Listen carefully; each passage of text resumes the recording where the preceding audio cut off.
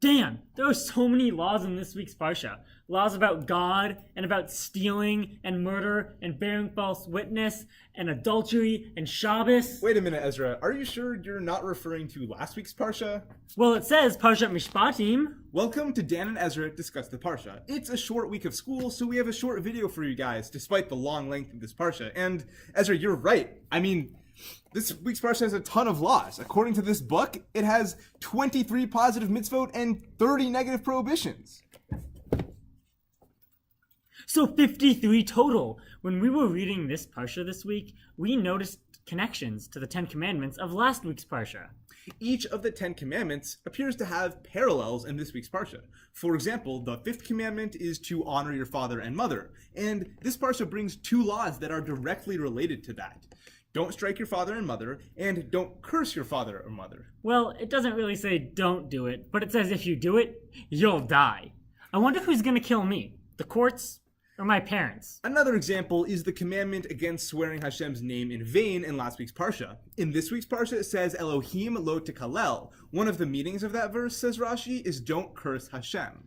Last week's Parsha said lo tignov, don't kidnap. And this week's Parsha it says V'gonev ish umcharo v'nimtza v'yado mot yumat. one who kidnaps a man and sells him, and he is found in his possession, he shall surely be put to death. We also see a lot of laws that elaborate on lo tirtzach, don't murder, and a few on lo tinaf, don't commit adultery. We found connections for each of the 10 commandments. We're not going to list them all here, but we challenge you to look at this week's Parsha and find the connections. 1 or 2 of them are a little tough, but you'll be surprised how many there are that are direct.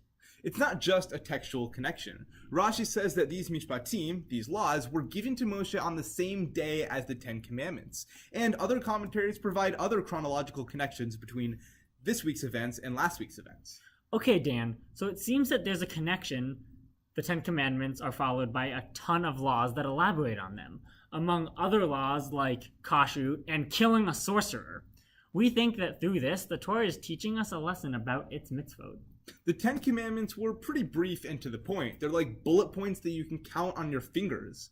But the mitzvot and prohibitions in Mishpatim are longer and more detailed. The juxtaposition between the 10 Commandments and Mishpatim show us that no law is truly simple.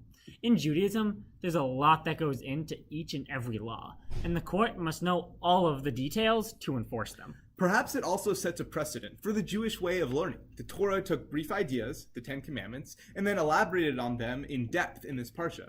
So too, the Mishnah elaborated on these laws, and the Gemara elaborated on those. We have the Shulchan Aruch, the Mishnah Berurah, and so on. We hope you enjoyed this little idea of ours, and we hope you pay attention in shul.